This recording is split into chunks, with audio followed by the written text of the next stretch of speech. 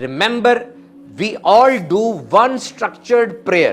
एक तरह की नमाज पूरी दुनिया के लोग 1500 साल से पढ़ते आ रहे हैं। हर रंगो नस्ल का इंसान एक ही तरह की स्ट्रक्चर्ड प्रेयर पढ़ रहा है। मूवमेंट भी एक ही है, डायरेक्शन भी एक ही है, रेसिटेशन भी एक ही है। वही कलिमात पढ़ने होते हैं, अंदाज भी वही है, उठना बैठना, और सिमत भी एक ही है, एक ही तरफ मुंह कर। सूरतुल बकरा में आया नमाज कायम रखो, सूरतुल निसा के अंदर आया नमाज मुमिनीन पर वक्त बांधा हुआ फर्ज है। नमाज is a completely structured constant time oriented activity.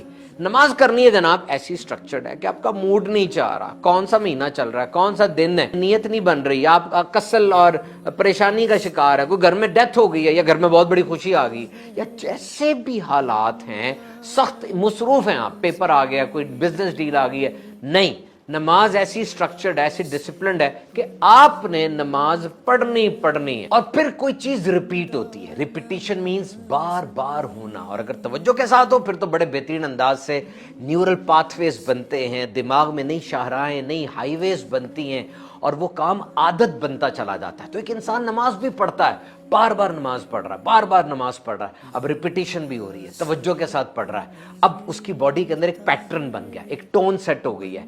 जैसे बॉडी के अंदर मुख्तलिफ चीजें चल रही हैं, जैसे बॉडी में हार्ट बीट है, दिल धड़क रहा है, उसकी खास बीट है, सोने जागने की साइकिल बनी हुई है, ब्लड प्रेशर है, वो भी खास अंदाज से ब्लड प्रेशर हो रहा है। तो जिस तरह इन चीजों पे बॉडी सेट हुई है, सर्कैडियन रिदम बना हुआ है, इसी तरह नमाज की टोन पर भी बॉडी सेट हो जाती है। अब नमाज के बगैर भी वो नहीं रह रहा, नमाज पढ़ेगा और उस साइकिल को वो रिपीट करेगा, बार बार उसको देखेगा। तो ये एक सिस्टम एक्टिवेट हो गया।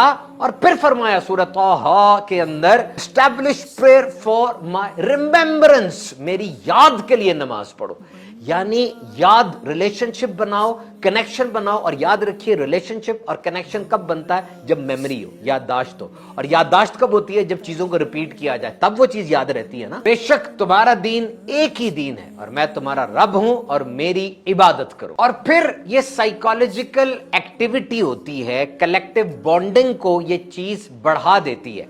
साइंस के मुताबिक अगर एक ग्रुप सिंक्रोनाइज्ड एक्टिविटी कर रहा है तो इनकी जिंदगी में बहुत ज्यादा चेंज आता है। यानी खास किस्म के लोग एक ग्रोह की सूरत में मौजूद हैं और एक ही जैसा काम मिल के करते हैं। जैसे स्कूल में बच्चे पीटी करते हैं, एक्सरसाइज करते हैं और फौज के अंदर परेड की जाती है, तो सिंक्रोनाइज्ड ग्रुप एक खास काम इकट्ठे कर रहा होता है, तो इनमें बहुत सी तब्दीलियां आती है। बिलखसूस तन्हाई और डर की जो कैफियत होती है उसमें कमी आती है। और बाजमात नमाज के अंदर जो इतने ढेरों फायदे हैं, उसमें एक फायदा ये भी है कि it's not an empty exercise, it's not an empty activity, कि ये सिर्फ कोई खाली सी कोई बात नहीं है, but it's loaded with benefits, बल्कि इसके अंदर फवायद और समरात भरे पड़े, जो कि इंसान को डिसिप्लिन करती है, यानी नज़्म ज़ब्त सिखाती है, टाइम को रेगुलेट करती है, यानी टाइम को उसको मैनेज करती है, और उसकी पर्सनालिटी को स्ट्रेंथन करती है, उसकी जात को मजबूत करती है, और दिल के अंदर मुसलसल अल्लाह की याद का लंगर